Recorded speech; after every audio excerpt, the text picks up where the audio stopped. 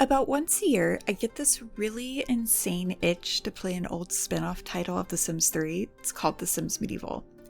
It's one of my go-to disassociation games. No thoughts, all vibes, just following along with the quest prompts as they come up.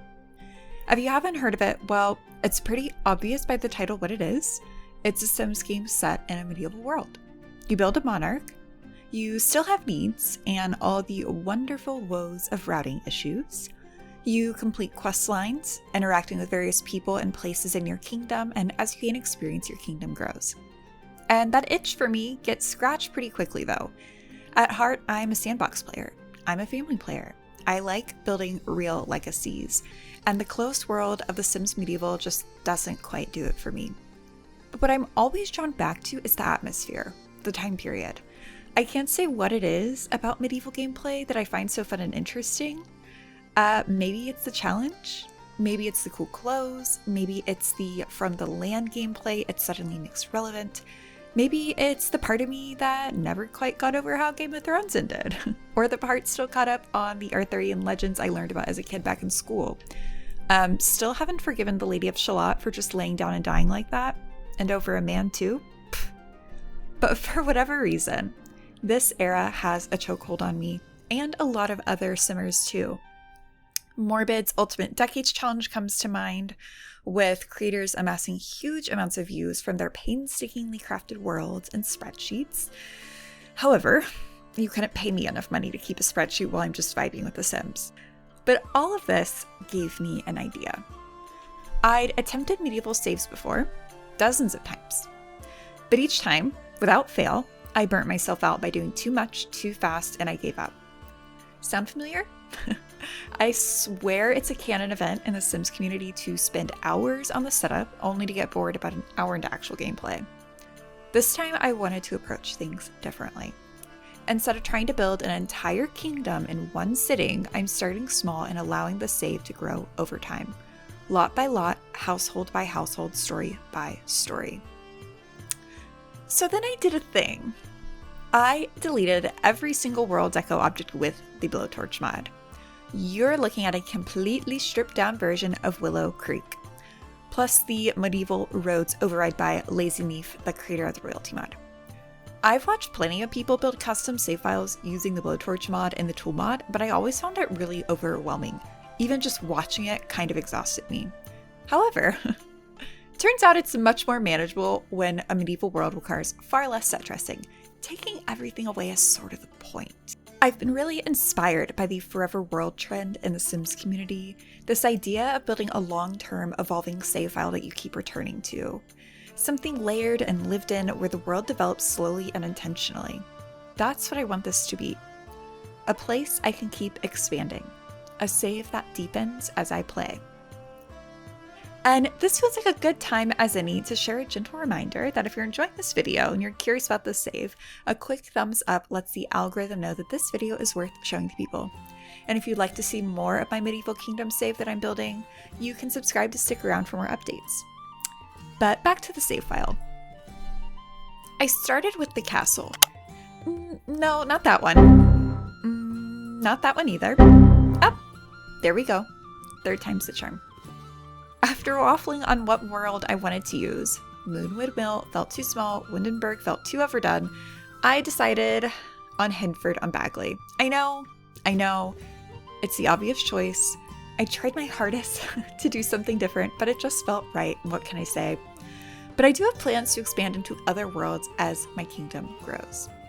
Speaking of growing, I'm actually taking cues from The Sims Medieval itself and Build a City challenges, forcing myself to slow down and develop the town over time instead of cranking out a dozen builds all at once, only to abandon them.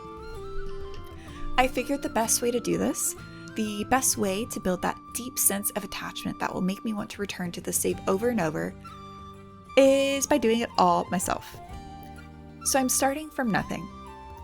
I've been adding world deco items from the debug catalog as I go. And I'm starting with only a handful of families, 1 monarch, 1 noble, 2 merchants, and 3 peasants. Each family will be played rotationally and will be given appropriate titles with the royalty mod. And mods are another key element to bringing the save file to life. Outside of the blowtorch mod combined with the tool mod to empty out and then redecorate my worlds, I'm also using several historical overrides and a healthy amount of CC, as you could probably guess. However, I'm taking this slow too, because I of all people know how overwhelming it can be to build out an entire historically accurate mods folder in one foul swoop. So I promised myself I'd take note of the things I don't like as I go, and download only as I have the need for new items.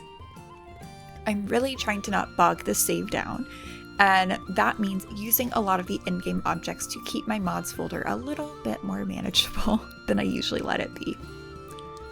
In the description box below, I will have a post link sharing the resources I've been using for this save file so far, including mods and some of my favorite places to grab medieval CC, so definitely check that out if you would like to do some medieval gameplay of your own. While Theme CC has been one way I'm bringing my builds to life, another equally important detail has been building with a story in mind. As the age-old philosophical question goes, which came first, the build or the backstory? In this case, it's the build. I have set up my peasant lot to be a residential rental, so all three families will be sharing the land they rent from the king.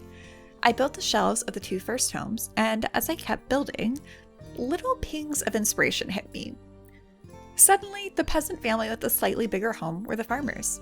They had a farm cat that roamed the property. One of the household members has a lute for a creative pastime, and they have herbs drying in the window. Maybe another one of them is an herbalist. And as I kept building and looking for more appropriate wall decor, suddenly the family with the smaller house, but far more beds for their children, were the fishmongers. I slapped the net up on the wall and built a pseudo boat rack in their yard inspired by builds I saw on the gallery. But this is yet another detail I'm taking nice and slow, letting the ideas come to me instead of forcing them, leaving breathing room for the world I'm creating to come to life. And I gotta say, this has been really fun. It's been extremely fulfilling to look out over the map from the hill my castle is set on and see the fields that I built, or the wall I constructed to hide the modern road. It feels manageable, taking this slow. And each time I pop into the save file, I come with a sense of excitement I haven't felt in a long time for this game. It feels like I'm creating a whole new game. And at the core of what I'm doing, that is kind of the point. I'm really trying to bring The Sims Medieval into The Sims 4 to have that family legacy sandbox play and not be chained to the quest mechanic. And I have a lot of big plans for the save as it grows.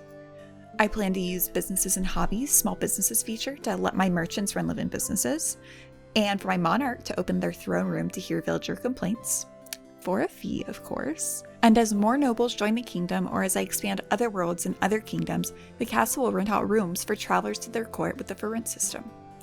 I plan to build a convent with a church run as a small business that only opens on Sundays. And I'll utilize mods so the monarch can own every commercial lot that I end up building, like an eventual library or a tavern.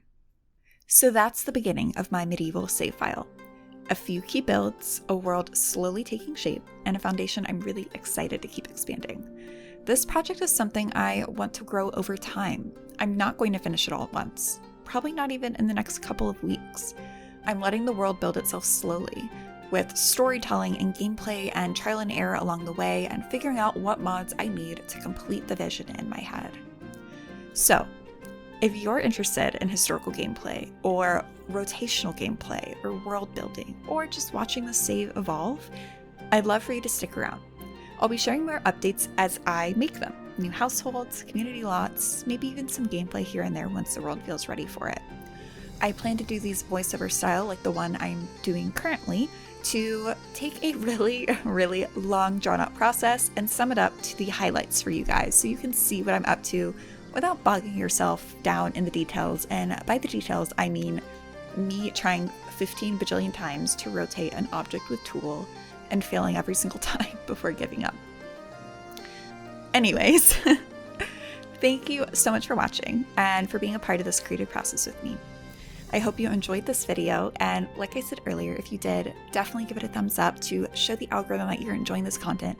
Subscribe if you'd like to stick around for more. And with that, I'll see you guys in the next video.